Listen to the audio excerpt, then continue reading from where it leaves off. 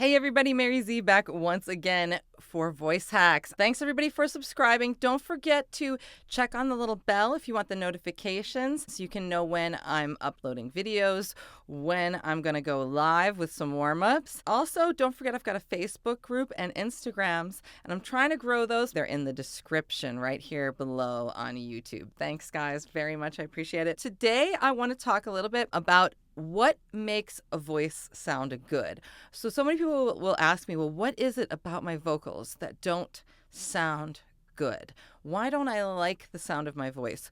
Why does someone else sound better than me? We're going to talk about a few key points that make a singer sound good or not. The first aspect of what makes a singer sound good to the audience or good to the listener is something called resonance. If a person is singing with a nasal tone or a froggy tone, their resonance is compromised, and we're not hearing the full breadth of the sound waves that can come out of that person's mouth. We're not hearing the harmonic overtones, and so it doesn't sound as sparkly. It doesn't sound as good. When someone's belting with a larynx that's sitting too high, their sound may be what we call nasal.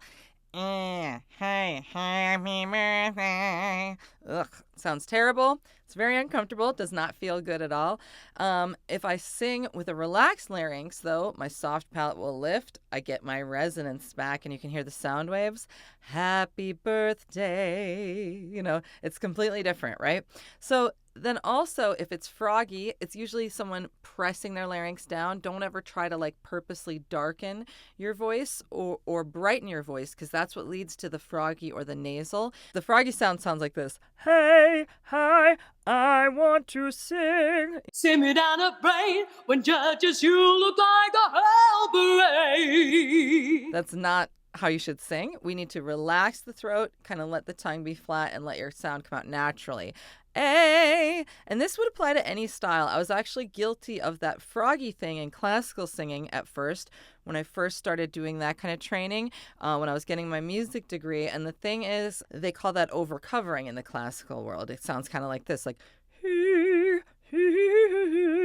that, because literally your larynx is out of position and your soft palate's almost covering your windpipe a bit. If we relax and we let the resonance out, we hear a much better sound, bigger, more resonant sound. The next thing that makes a person's voice sound good or bad is singing in the right range for your voice, for your instrument. Those of you who watch my videos, you know that I'm really a stickler about pointing out the fact that the voice has a range, a set range. And if you really want to get into that, watch some of my other videos on the Voice Hacks channel here about range, or watch the one about the singer Dimash, who has a 6-octave range, and why physiology matters and why we have a set range, because our vocal cords are only so long and so wide. So even though most of the time we have to train to get at the rest of our range, and it may feel like our voice range is expanding through lessons, it's really going to hit a limit at some point, because you have a limit that you can do with the set of vocal cords, the shape, the physics of your instrument that you have, okay?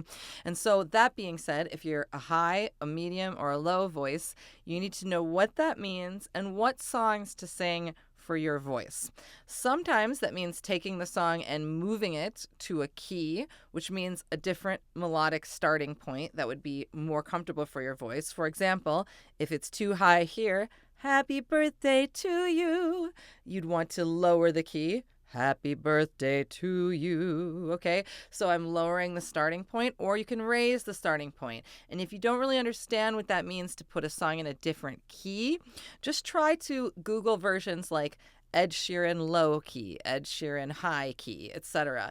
And you'll find different starting points for the melodies. If you know what I'm talking about, you know your theory a little bit, then obviously you understand what that means to transpose a song into a different key. Find out through a coach what range you are. Find out who else is that vocal range, okay? And then those are people whose songs you could sing in the original key, the way you hear it on the radio, the way it's written, sing right along with it without having to change anything. So if you're a soprano and you learn that a few other vocalists are sopranos, then you can easily sing along with those vocalists. What happens is if you sing in the wrong key, you'll just be straining, like a baritone trying to sing tenor compositions, for example. You'll be straining and you'll be shouting, and you're going to not hit the high notes. You're going to biff the high notes. My heart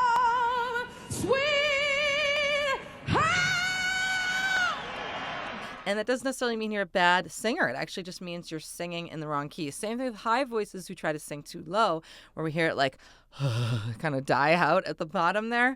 That probably is too low of a song for you, and that's why it sounds kind of not good down there for you. So knowing what key you're supposed to sing in and singing in keys for your range, not trying to reach things that are too high for you. Trying to sing comfortably is what will make you sound better to the audience and have you nail the high notes. The next thing is tuning and pitch. So when we're watching American Idol and people say, oh, it's a little pitchy, etc., we want to realize that what they mean by that is that the note is not in tune, or that at certain times the note is out of tune, either a little too high or a little too low. And for those of you who are not as experienced, that means sharp or flat.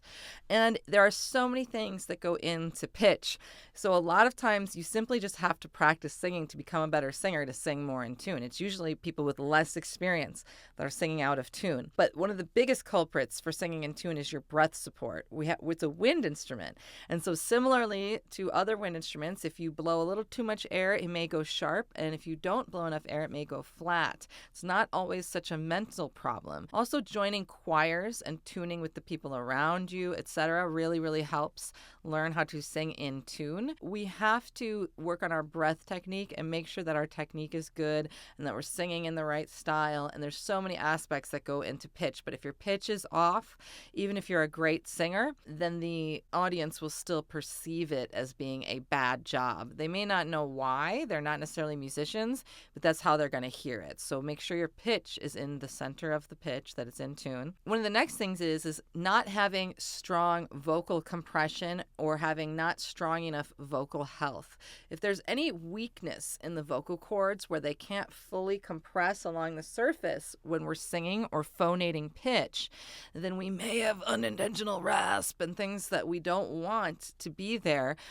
We also have to make sure that the surface of the vocal cords is healthy, that we don't have polyps or irritation from acid reflux. So if you've done everything else and you feel like you still have some kind of sound issue, then always, it never hurts to go to an ENT and get looked at, because, most of the time, if there is anything wrong with you, it's not the end of the world, and you can get it removed or fix it or recover from the situation. So I wouldn't panic. I would always just go to the ENT if you're having pain or problems, or you simply can't phonate things, no matter how you work on your technique. Maybe sometimes you can't get rid of the rasp.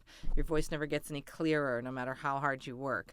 And if you go to the ENT and you get an all clear and you're still having these kind of problems, then you need to work with a really specialized vocal coach or a speech therapist to build up your internal vocal cord strength and kind of really fix some of the tonal issues that you're having with the actual mechanical function of the instrument. So, and these are things that you need professionals to guide you through if you need to strengthen your voice or if you're having injuries. The last thing is really breath support. I mentioned it under pitch, but if you don't actually know how to power your instrument with air, you could have a good bass sound, but maybe your vibrato is wobbly. Maybe you're not singing as high as you want. Maybe sometimes you feel strain. Well, these are all breath support issues, and breath support is going to really influence your tone.